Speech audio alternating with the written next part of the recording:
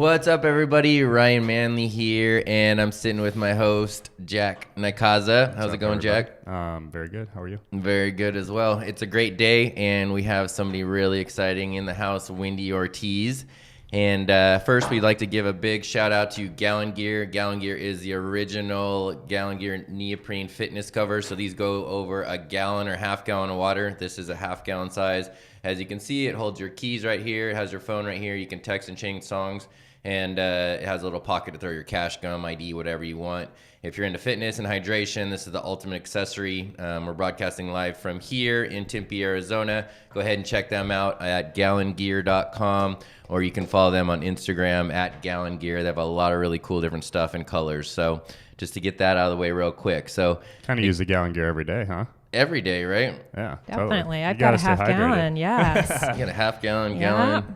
I mean, it helps a lot when you're trying to measure water intake. Obviously, when you're at the gym trying to work out, if you have anything on your person, it gets inconvenient if you have your keys and your phone and your wallet and all that other stuff. So drink your water in the winter, everybody. Especially during the holidays, people are out socializing a little bit more and a lot of it more. Eating a lot more sugar and other kinds of things. So right. Yeah, for sure. You got to be flushing the system out, right? Yeah, totally. Yeah.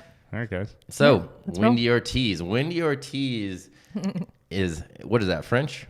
It's similar. It's very close, but by marriage got the name. Gotcha.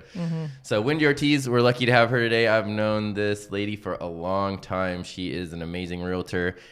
She hustles, gets after it. I don't know anybody out there that works as hard as this lady does. And she obviously does a good job and takes care of her clients. That's how she is successful as she is. So she kind of focuses on what part of town would you say your specialties are?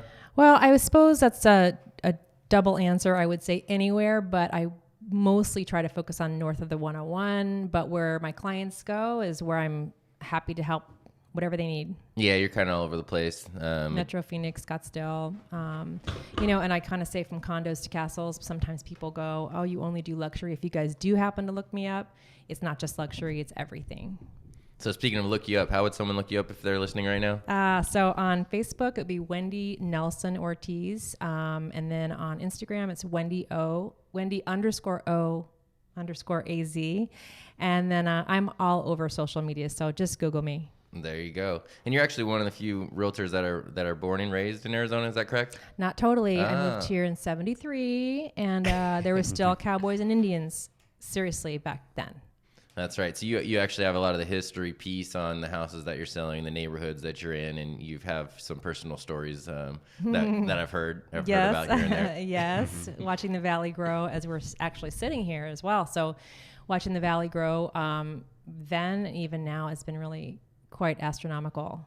Very cool. Very cool. So what company are you with? You work by yourself? Are you part of a team? How does it work with you? So I'm with a team by the name of Wendy Walker Fine Properties, and it's a Coldwell Banker team, and we are the top team for all of Arizona, which we're super proud of. We have just 4 agents on our team, and we really are a turn 'em and burn 'em grind team. Running circles around a lot of people. I see your signs all over the place. Yeah, we certainly try. I mean, there's definitely our mentality is to, plant as many seeds as we can and, plan for the next year, which we're headed to that. Our planning session is actually next week. So we'll be doing our 2020 business plan. We're super excited for that. Very cool. So just curious. So you take your numbers for 2019 and then how much bigger are you trying to make them? Is it a double? Is it more than that? What are you guys thinking? I would say I don't have an exact figure because our goal this year was 75 million. And I think we're going to wind up around 60 million as a team. And I will say that there is a portion of our team that does do luxury and I do all levels. So the luxury market has been slower this year. And this, for myself, that's why I like to diversify. So I don't have that challenge. I'm not sure what our numbers will be for 2019, but 2020. But I can say that it's not slowing down. That's for sure. What constitutes a luxury property? Like what price point? Exactly what I was going to say. Yeah. So in North Scottsdale, I'll just use that as an example, is 850 or above. Okay. In Paradise Valley, I believe it's $1 million and above. I'm not 1,000% sure on that. But I mean, that's changing, you guys. I mean, 850 today is a lot different than it was 2 years ago for what you're getting as far as like the exodus that's coming from California and what they can get here. Prices have changed a little bit. So like someone will go, oh, I want to spend $1 million. And what you kind of see is a little disappointing compared to what it may have been recently. That makes sense. Yeah, I've seen that lately. Yeah, it depends. You're coming from Ohio or you're coming from Orange County. You know, it's two different things. For sure, which is good for us on a whole. But the number of Californians that came in last year, I think you guys, you might know these numbers, was 65,000 in 2018. Wow. And I'm curious what they're going to be this year. Sure, they're coming over in crazy amounts, especially with the tax breaks and things that we have in Arizona. One of the cheaper tax states, not the cheapest, but it's a little more friendly than California. The cost of living out there is getting super crazy. Yeah, I think 100,000 people moved from Chicago last year to Arizona. Yeah, wow, that'd be cool to see the stats of, the highest number, the highest states that moved to Arizona and what those were. Yeah, it's probably Chicago and California, somewhere in California. If it's a city, I'd bet it's Chicago, though. Absolutely. For sure. Hopefully they're getting a good snow dump, so we'll be extra busy. Exactly. In January. Yeah. So you have a really busy week this week, right? You have how many closings? I have 5 closings this week, and 2 of them are simultaneous closes, so they do challenge me at times, but we're almost there. So how do you manage it all? You're closing a lot of houses. You're a wife, a mother, a great friend. You're at every event in town all the time. You're doing all this stuff on social media. How do you make it all happen? I don't know the answer to that. I have a huge passion for each piece of that. So I guess my energy, what is it? Energy goes where your attention, what is it? Energy flows where your attention goes. So I love social media. I love my work. I'm grateful. I'm very grateful. I love my family. I love everything that I do. So maybe that's the result of that. Very cool. Yeah. So I've really seen you blossom in the last couple of years. We've kind of known each other for a long time, and you've really stepped up your game and, starting hitting all of your social channels, really working your, contacts, sphere of influence. You've been really leveraging social media.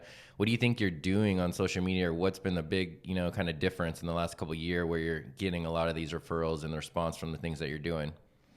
I would say I have a friend, who you really were the catalyst for me to just start doing video, because you guys, I'm not going to pretend that I don't turn my camera on, and it's hard to look at my face at times, but then I just got over it and I just said, I have nothing to lose. So I definitely populate to I feel like there are so many different, I'll say, voyeurs out there. It could be from LinkedIn to now TikTok. If you guys have heard of that, I've been really working that.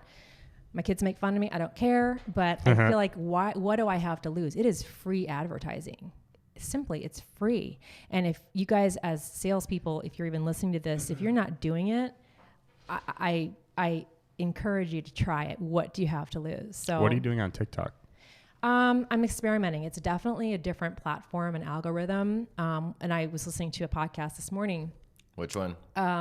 I'll have to show it to you later. Okay. I don't remember. I was just kind of looking for TikTok information, but they were saying that what you think is going to work bombs on TikTok. And what you think is going to just blow up, if what you think is going to bomb explodes. Like I have 2 videos that I cannot believe have the amount of showings they've got, views. Now there's 1 billion users on TikTok. In 2018, there was only 500 million. So it's exploded that much in just a short time. So I'm trying to go with trends. If this are you on that? I have it. Yeah. I don't regularly visit it though, but I've never really seen anybody use it for a business application yet. I mean, I'm not scrolling through it every day, but yeah, they're starting to put more ads out there. They're kind of testing those waters, which I'll be interesting to see kind of how that works, but I know it's definitely exploding. Gary Vaynerchuk, if you listen to him or follow him at all, he's been hyped on it for a long time. I heard that. They're starting to talk about it a lot on CNBC. It's getting a lot of attention just because of its explosive growth. And so, she has one, she's been on, how long have you been on there now? Oh my gosh, a short time. Short amount of time, like a few months? Not even a few months. Yeah, so you're still figuring it out. And she has, one video that's got, 25,000 views on it for one of her clients' listings, right? So really? That's good. That's huge exposure for, the amount of followers and how new the platform is. So I think there's a really big opportunity on there for anybody in any kind of business, just for a land grab before they start changing everything. Yeah, that's smart. Yeah, and they really push being authentic. So that is challenging. When I'll post something, I'll think, ugh, and I go, oh, I'm doing it. Like I did one today, and I figured, you don't know which way it's going to go. So I'm trying to follow other people that do what I do across the United States or even the world. I mean, you're seeing people all over the world posting a day in the life, which I think is super fascinating. Yeah. You see, there's one genre where they're showing young Indian women who are being given to their husband. That to me is fascinating, but there's goofy stuff and there's emotional stuff. And I think with today's consumer, we're moving so quickly, and I'm at a certain age group where I'm not like most of my friends. I think that I have a younger attitude towards social media, but I dig it. I'm bored on Facebook. I'm bored. I'm kind of getting bored on Instagram. Facebook is really boring. I know, but it does speak to a consumer, as does Instagram, as does LinkedIn. At each platform I try to hit, going back to your question. Interesting. Yeah. When I used to see like the TikTok, like little tag on the videos on Instagram and stuff, they'd pop up. I'd be like, why is everyone referencing this Kesha song? Like, what's going on over here? But now I know what it is. I think everyone should be taking advantage of it, because I mean, something can change overnight where, it's not as easy to use, or you can't get as much exposure. So might as well do it where you can. I think that's a huge, key to success is, most realtors are still trying to fumble around and figure out Facebook and how to use it in their business, or they're scared of the camera, or they're afraid to get on video. And, Wendy's jumped in on whatever platform she can get her hands on and, taking advantage of them and using them to attract her clients and help advertise her clients' listings, which I guarantee most of your competition's not. I know they're not. And that for me, I like to marry, who I really am organically, because I think that's important to me. Not every agent wants to show that, sort of being a vulnerable side, and then also showing the business part of what I do. I hope that marries well. So far, so good, for sure. People go, oh, I see you everywhere. It's not that I'm necessarily any better than that agent. I am, but it just means that I'm doing it. And so it's kind of like, I equate it to high school. Like, it's kind of a popularity contest where see and be seen, for sure. I think a lot of experienced realtors see the social media kind of trend, and they've explored getting into it. They've gone to seminars and tried to learn how it works and stuff. Very few have applied it. So you've got a lot of like younger, inexperienced realtors coming out and just doing stories and doing all that stuff, and they're seeing a lot of success from it. But when you have the advantage of being experienced and using that platform, it's got to be working very well for you. I hope so. I mean, I hope so, for sure. And I can see where somebody might start on it and go, oh, wow, that person's so much better than I. That's not the case. Right. It just feels that way, especially if you are nervous about it or you're insecure about your face, your body. I mean, there's a lot of excuses not to do it. Yeah. I can see where they might feel a little overwhelmed, but you just have to do it, I think. You mentioned something interesting, the cost effectiveness of it. So you've probably advertised a lot of different ways during your career. I have. How does this stack up in terms of an ROI? 100,000% better. Right. Yeah. I've stopped farming actually almost 2 years ago. What kind of crops were you farming? Corn, people wheat, crops, yeah. So farming, you guys, is like just working neighborhoods with mailers. They can work in a certain demographic, but this far, I mean, I've banged on doors. I've worked really, really hard, but I'm putting my energy into the social media platform because I have seen the ROI on it, for sure, for free. For free. That's the key, right? Yeah, I think so. If you had to say one platform you've picked the most clients off of, which one would you think it'd be? I'd say Facebook. The demographic there is 65 years of age now. And it didn't start like that. And by the way, guys, right. TikTok started as a kid's platform, basically, or a college platform. So don't let that scare you. But I'd say Facebook has been the most helpful because that's given me a wider umbrella where people go on. And Ryan, we might be talking about the rightsizing piece that I've been trying to coin. Yeah. So I think that each one of them will catch up with the next. I think right now it's Facebook. I think Instagram is starting to roll that way. Yeah. Facebook, I think, I mean, it's a great platform. You really have the ability to use it kind of as a, CRM or a relationship management system. You can have up to 5,000 friends on there on your personal page, and you can kind of manage and let people in and, or surround yourself with the kind of people that you want to do business with if you utilize it correctly. So I think it's still a great opportunity. And it's probably where a lot of the people that are, buying and selling houses that you're selling them to are on. But I think a lot of people, like you said, are moving to the Instagram or TikToks or other platforms or whatever's next. But yeah, TikTok was, I think, Musically, and it merged with, I think, Vine or something similar to that, and now it's TikTok. It started at Musically. Like 4 or 5 years ago, I had no idea that it was. Although I don't know that I was entrenched in social media either. So they were talking about that this morning, that it was. It's been around for quite a while. I see some people on there. I'm like, how long have they, they have hundreds and hundreds of videos, and I know how much energy it takes me to post what I post. So I think that each platform does offer its own benefit for sure.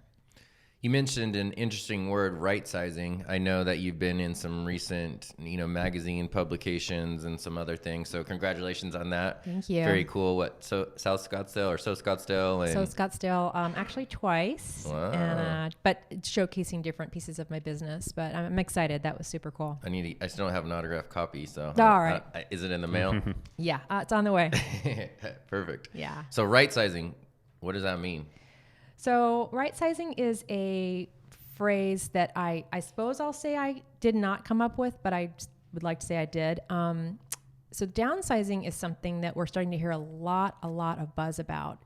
You guys may be hearing in the news about all these active communities or adult communities, complexes coming up, where the people that are starting to retire or aim towards retirement. Now, rightsizing actually is another umbrella of encompassing all different types of people, from your first home to your first divorce to your next home with your new spouse to your growing family to whatever life takes you. So I wanted to I didn't want to pigeonhole downsizing for just an older person. I wanted to make it more embracing to all age groups, and then also take the daunting, I suppose, cape away from the word downsizing, because then people look at it like, oh, I got to get rid of all my 33 rice cookers. They look at it as an overwhelming process, and to purge a home, even if I look at it myself right now, I think, oh man, it's a big job. So I was trying to make a positive spin on it, but bring in all types of buyers and sellers. That don't just say, oh, you only do older people for downsizing. That's absolutely not it. So rightsizing to me was more about just showing where you're at in your life and how your housing needs may change, and I want to be the realtor for that. I love it. How'd you come up with that idea? I don't know. I was just, it just struck me as the right word. Were you driving? Probably. That's where most of my thinking happened. Listening to a podcast, something like that. Yeah. It's funny, in my car is where I come up with these ideas, and I'm going to knock on wood. Grateful that I haven't crashed yet. Yeah, be careful. I know. But the older demographic, especially the baby boomers, are retiring at, an all-time high, right? So 10,000 a day. That's crazy. That equates to 85 million by the year 2050. No way. And these are people that have worked. There's a lot of different envelopes in that genre. So like, for example, the people that were hit by the economy in 2007 and 8, those people are probably those are not quite baby boomers, but they're kind of like, I'm on the verge. Right. Those people, most of them lost a lot of their retirement. Those people will be working quite a long time to either recoup or whatever that looks like. It's going to be necessary for them to work. The generation older than them are the ones that are retiring, and comfortably so. And then the Gen Xers have a different mentality altogether. So the lifestyle, if you guys heard about Jimmy Buffett's Margaritaville in Florida. I know of him, and I know he travels all over with parrot heads and all that stuff, right? He's opening up a huge Margaritaville in Florida for people that want to. Oh, you can live there? Yeah. You can live there, awesome. and that's sweet.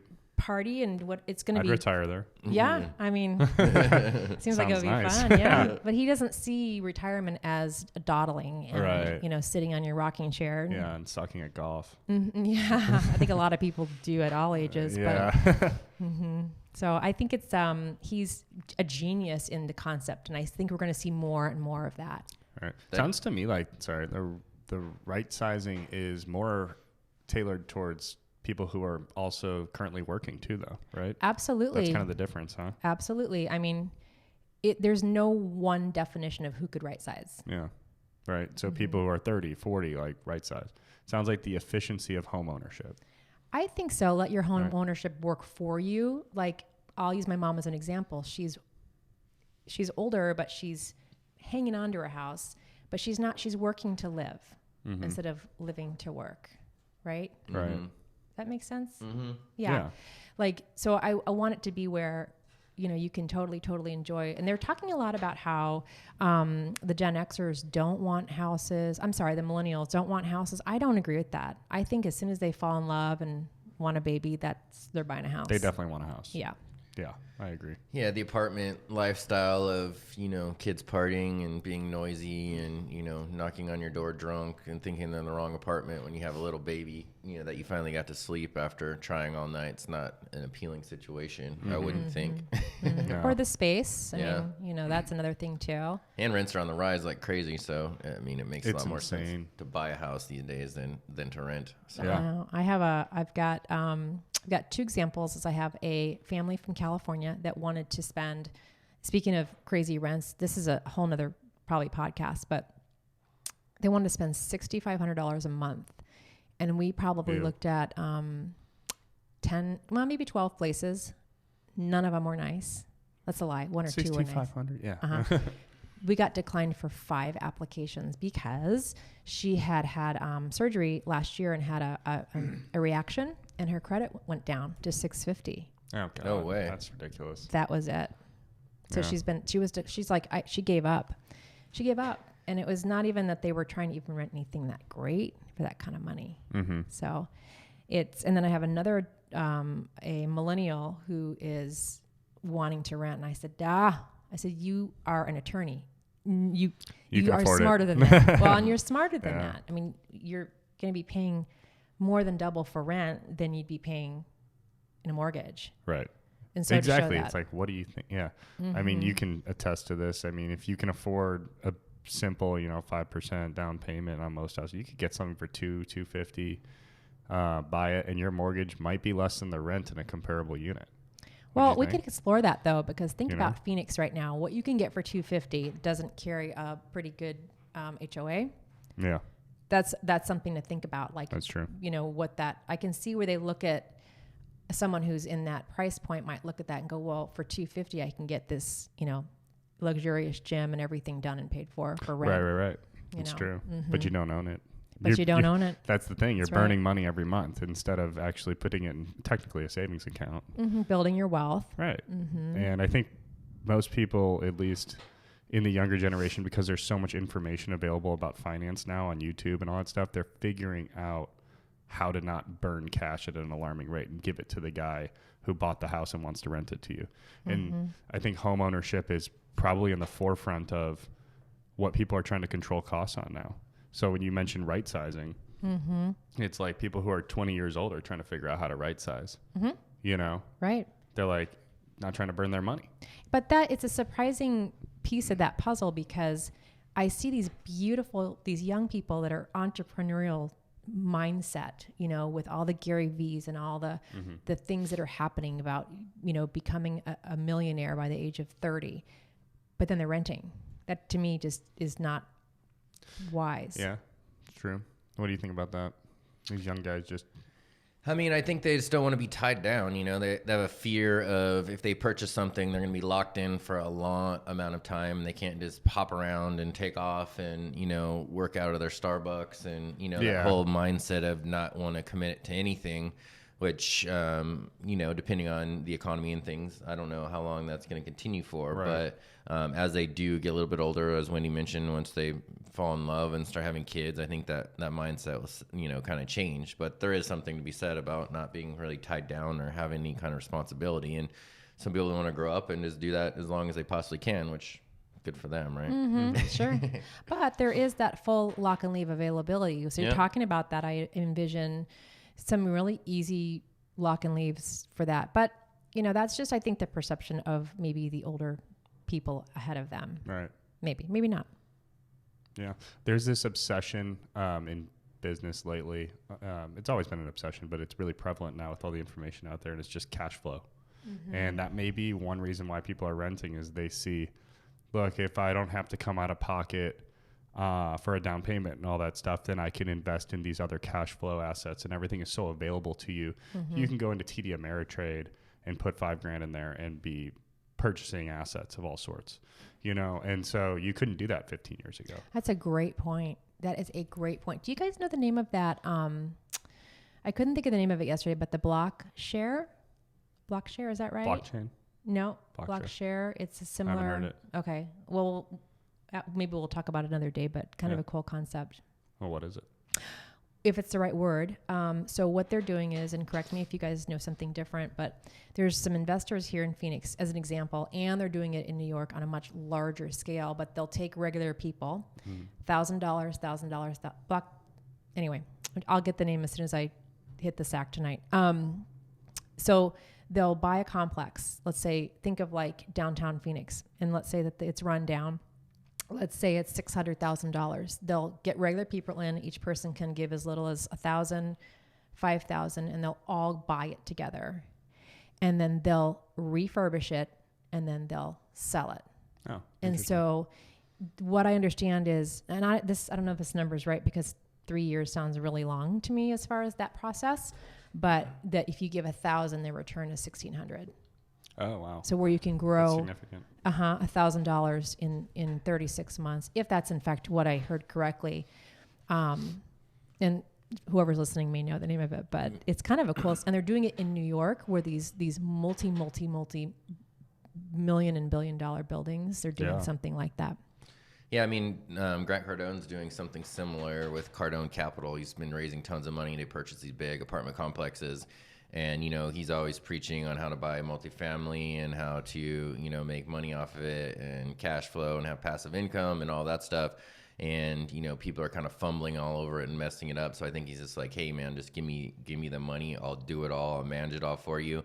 And, I'll pay you a % on your return, and you'll get dividends on that pretty much forever. Yeah. You get tax benefit, and you're not, potentially losing your money. So I think there's a lot of people that are going that direction. I mean, he has people calling all the time. They're like, hey, I'm looking to buy this, 4-plex or 10-plex or whatever. And, I'm going to cash flow $600 a month on it. And he's like, dude, would you take on a new job as a CEO for $600 a month? So like, no. Do you want to babysit 10 people for $600 a month? Does that sound worth your time, or would you later just turn it over to me and let me do it, and you don't have to worry about it, right? It's genius, really. Cool. Yeah, I really like that idea, because you're now making it more accessible for people to get in these investments. Where but you become an everyday investor, You don't have to have another 500,000, or it's less intrusive, I suppose, on someone's wallet. Just if they want to start dabbling in that. So there's a lot more I'd like to learn about that, for sure. Yeah, you're basically taking Wall Street and expanding it to everybody. Like, it's slowly happening, because for the longest time, the big guys on Wall Street, they would control the most, efficient ways to trade. And if you didn't hit a certain threshold on your fund, like these funds, let's say you had a $30 million fund. It sounds like a lot, right? Well, you can't do the real trades that make you a ton of money until you have 1.5 billion. Oh. Which is where you get this license called an ISDA. And now you can sit basically at the big boy table. This is in the movie The Big Short. Like, everyone can see this information now, but no one knew about this back then. And those guys control the big money movements. Well, now if Grant Cardone's doing this and saying, all you people who don't have the money to buy your own building, give me a little portion of it and I'll make sure it's successful. And you're successful. It's readily available to you. That's great. Instead of having to buy like, a really cheap stock because you can't afford Apple stock or whatever it is. Exactly. Right. It's kind of allowing the lower income people to catch up. Well, I think you hit on a really good piece earlier when you said there's so much information available. We were talking about millennials and how they learn from all the videos and all that. But I think that's really across the board. It used to be the good old boys network where it was just that, few. And now it's available to all, really. Yep. Kevin Hart's doing this thing called Financial Fitness, where he's partnering with JP Morgan Chase. And his target is to basically increase the financial literacy of young Black people, but I'm sure it will pass over to just everybody. And that's what he's doing. His goal is just to educate people on how money works, because he grew up, he didn't know how money worked. He knew all the people around him didn't know how money worked, so they'd get very cautious. Instead of making intelligent decisions, they'd just get their check and then they'd stuff it under their mattress or whatever, And it's so probably way more prevalent than just teaching people how money works, because if you don't have a college even in college you don't learn this stuff, No. So it's like there should be. You learn it on a job, right? Yep. Like Somebody posted that there should be in high school there should be a class on that. Investing, just the basics, taxes, and I 1,000% agree with that. I do think that traditional education is gonna. Well, what's interesting is there are those classes. They just also force you to take biology. And, there's a good point about that stuff where it's like, if you don't expose people to these subjects early, then how are they going to figure out whether they like it or not, and kind of keep a diverse group of people in the environment. But at a certain point, if I want to take finance classes instead of learning about, dolphins in the ocean, just let me. Yes, right? True. Yeah, right. Well, and again, the information at your fingertips is so readily available online, and that's beautiful too. Yeah. And that's a big kudos to you too, because you're doing a series right now of how many different sessions where you're educating people on the home buying process or hurdles, or was it 60, 65? I'm doing one a week. Okay. So it's it's hashtag Realtor Life, and I'm doing one post a week on an observation or a learning situation for myself or something for buyers and sellers that I think would help them. So I think a lot of realtors are very stoic in their open and honest conversations with clients. I'm not saying that they don't say, but I want people to know really what is it like to be a realtor? What do we face? So I'm on week, 50. What do we have? 2 weeks left in the year? So 50 this week. Where can people see that at? So I have it on all those platforms we talked about earlier. I've got it on Facebook, Instagram, LinkedIn, YouTube. Portions are TikTok. You guys only goes to a minute. So right. Is that it? Which is and Google Business. Very cool. What do you think is the biggest challenge that you've ran into in this series so far since you've been rolling it out that you've highlighted? My biggest challenge would be, I'd say none. Sometimes at the beginning of the week, I go, oh, what am I going to talk about? And it just hits me, and it's people are like, wow, that was really good. So it's been pretty good. I will say in the beginning of the year, I was like, oh, I hope this works out. And now people are like, hey, what's your video going to be about this week? So I like that I'm training the consumer to look for it. And that's the whole goal of the social media is to stand in my commitment to, if in fact anybody's watching, and they are, training them to wait for the video. They watch, right? They do. That's the cool thing about these. We talk about podcasting. We're on a podcast right now, and everybody has a podcast now, right? Everybody's got a podcast. So no one's going to make it anymore, right? Only the people who have a podcast make it. But the cool thing is, because this information is so accessible and there's so many damn people, you can have 100,000 people watching your videos and still everyone else has plenty to go around, And so consistency. That's huge. key. Yeah, because you can peter out. You can say, "Ugh, this isn't working." Yeah, which most people do. They'll do one or two, and then they won't do it anymore. Right. Because they want immediate results, which is just not the case in this genre. In other things, it can be, but this takes some time to build, like any good business. 100%. So, what's your proudest challenge that you've overcame with a client this year, or most difficult situation? Ooh, there are always each deal I have has poses challenges and, of course, wonderful victories. But I would say my overall answer is we did emotional intelligence coaching this year for our team, which has been invaluable in the way that I respond to conflict or when my clients are upset. If I look back at the way I would have responded to say something that happened this week, I would have responded much differently a few years ago. But now I have these tools that I think are so important in sort of meeting that client where they're at and not letting myself fuel the aggravation. A large percent of deals fall apart because of the way the two agents treat and their tonality. Mm-hmm. So I've learned a lot this year more about myself and how I navigate the challenges when they come, because they're going to come.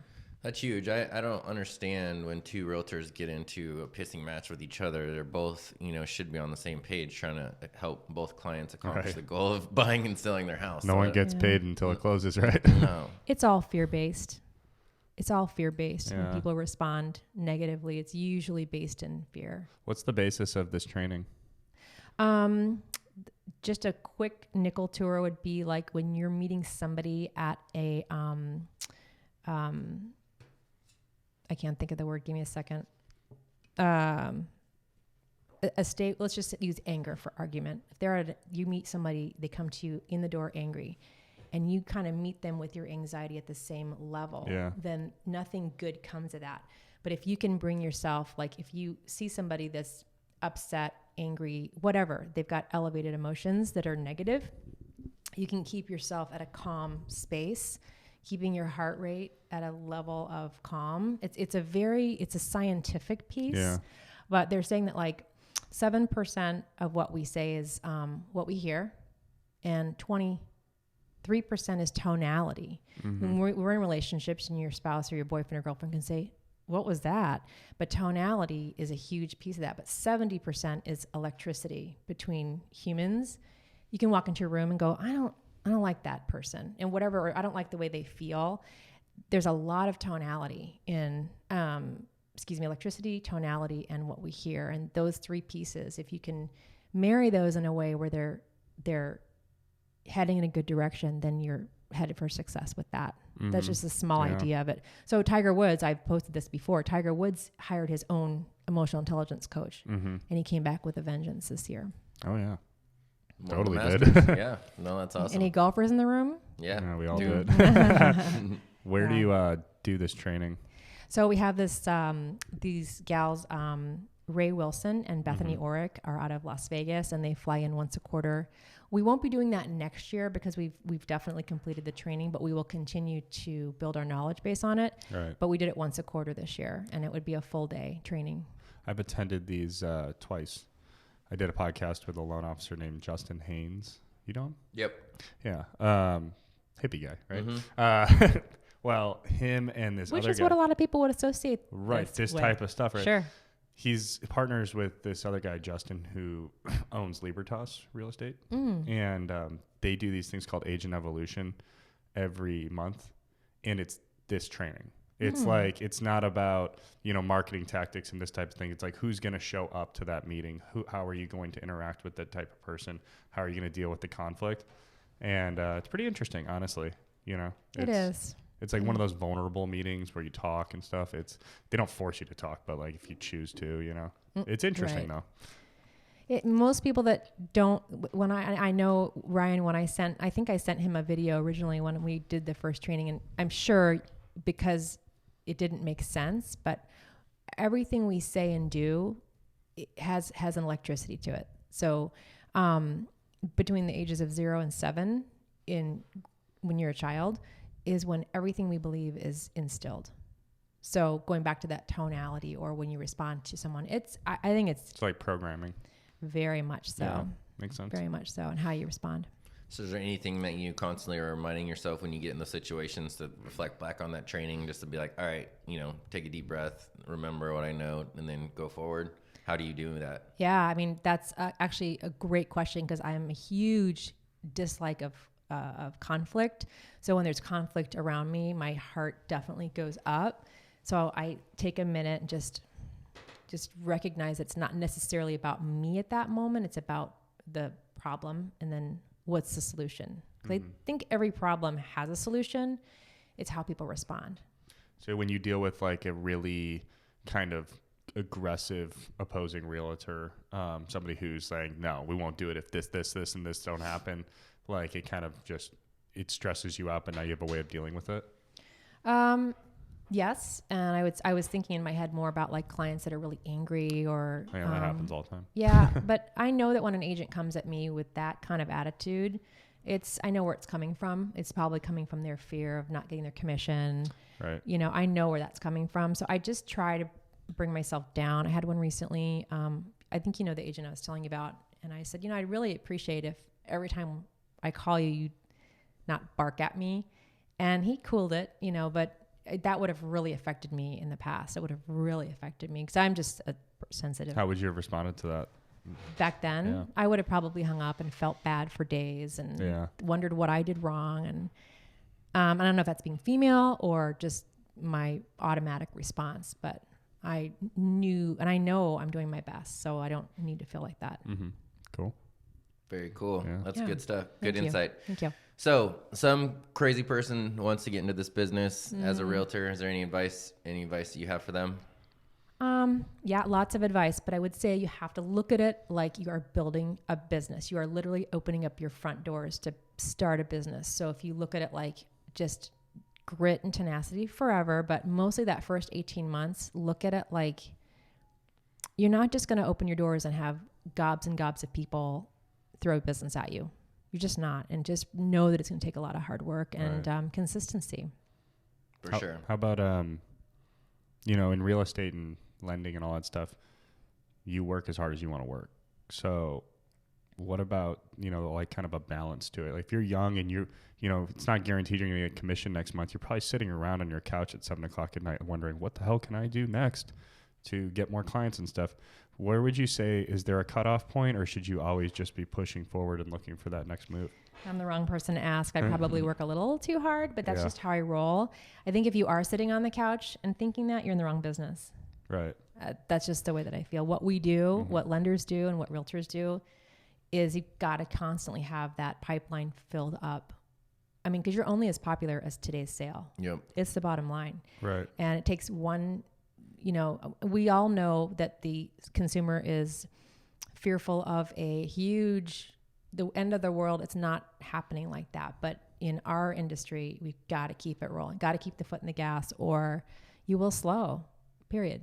Is there a tactic you go to? Like, let's say you've kind of tapped out your main marketing schemes or whatever your effort level is towards something that's going to generate business later on. Is there a tactic if you know you need to do something that you just go to and do it? Mm-hmm. Always an open house. Okay. And I'm grateful. I've been too busy this year. I try to do 60 open houses a year. That's my goal. Wow.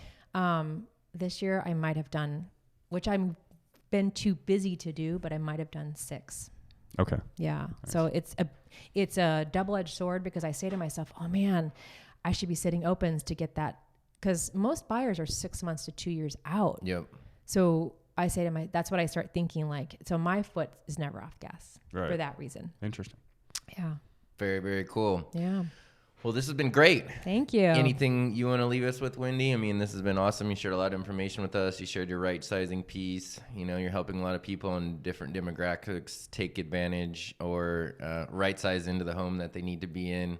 You shared a lot of your techniques on how you deal with different situations and emotional intelligence coaching and social media. Is there anything else that you want to let everyone know and, let everyone know again how they can contact you? So I would say make sure that you're with a strong realtor who's got great affiliates who she knows or he knows is going to get the job done. And it's really important today to get to seed who you're going to be working with. And I know the people that I work with are going to step up in whatever I need done. And that's super important to me. But you can reach me at, my email is Wendy, WENDYO as in Oliver, at www.fineproperties.com. So when you say make sure that they're working with, a strong realtor with great partners, like what would be 1 or 2 questions just real quick that someone would want to ask if they're thinking of buying or selling the, potential realtor? Well, that's a great question as well, because each person has their own subjects that are important to them. So this week, for example, I had somebody was going to give me a listing, and we do a 12-month listing. It's not because we're trying to corner them into sticking with us for 12 months, but sometimes listings take that time to get going. Not today's market, mind you, but he didn't list with me.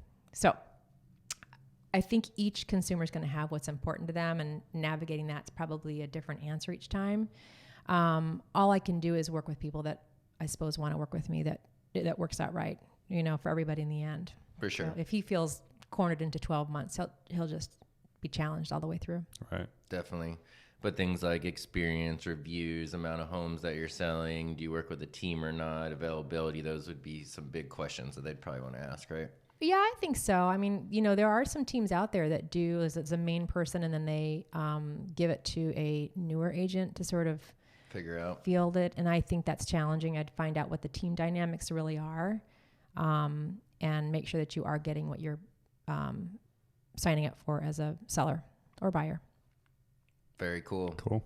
So if you're looking to buy or sell real estate in Phoenix Metro, anywhere around the valley, Wendy can help you or put you in touch with someone, or even across the U.S. I know you're very well connected with, people nationally, internationally through your guys' brand and your company and, your luxury division that you're involved in. So I'm sure you're happy to place, anybody that's looking to buy or sell with a very strong realtor. So it'd be a good, person to reach out to. How do you want them to get a hold of you? Email Wendy O, WENDYO at www.fineproperties.com.